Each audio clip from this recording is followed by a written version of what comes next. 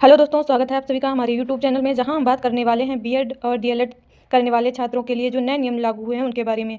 आइए जानते हैं कि एनसीटीई ने क्या नए नियम लागू किए हैं बीएड और डीएलएड वाले छात्रों के लिए।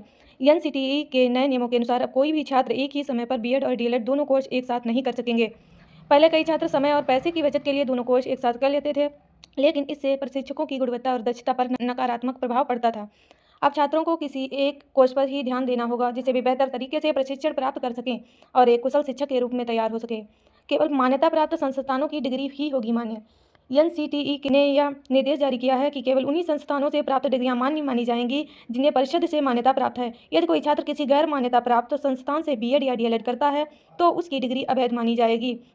इसलिए छात्रों के लिए यह जरूरी हो गया है कि वे किसी भी संस्थान में प्रवेश लेने से पहले उसकी वैधता, मान्यता, संख्या और शैक्षिक रिकॉर्ड की पूरी जांच करें। पूरी तरह ऑनलाइन कोर्स की अनुमति नहीं होगी। एनसीटीई ने ऑनलाइन शिक्षा के संदर्भ में भी सख्ती बरती है। यह बीएड और डीएलएड जैसे व्यावसायिक प्रशिक्षण कोर्स पूरी तरह ऑनलाइन नहीं चल सकेंगे। केवल कुछ थ्योरी से संबंधित मॉड्यूल ही ऑनलाइन माध्यम से पढ़ाए जा सकते हैं। इंटर्नशिप, प्रैक्टिकल क्लास, शिक्षण के अन्य पहलुओं को ऑफलाइन ही करना होगा। इस फैसले का मुख्य उद्देश्य छात्रों को वास्तविक कक्षा का अनुभव देना है, ताकि वे शिक्षण प्रक्रिया को पूरी तरह से समझ सकें। 6 महीने की होगी इंटर्नशिप अनिवार्य। बीएड और डीएलएड दोनों पाठ्यक्रमों में कम से कम 6 महीने की इंटर्नशिप अनिवार्य कर दी गई है। इस इंटर्नशिप के दौरान छात्रों को किसी मान्यता प्राप्त स्कूल में वास्तविक कक्षा में पढ़ाने का अवसर मिलेगा। इससे छात्रों को केवल किताबों में पढ़ी गई बातें नहीं, बल्कि व्यवहारिक अनुभव भी प्राप्त होगा।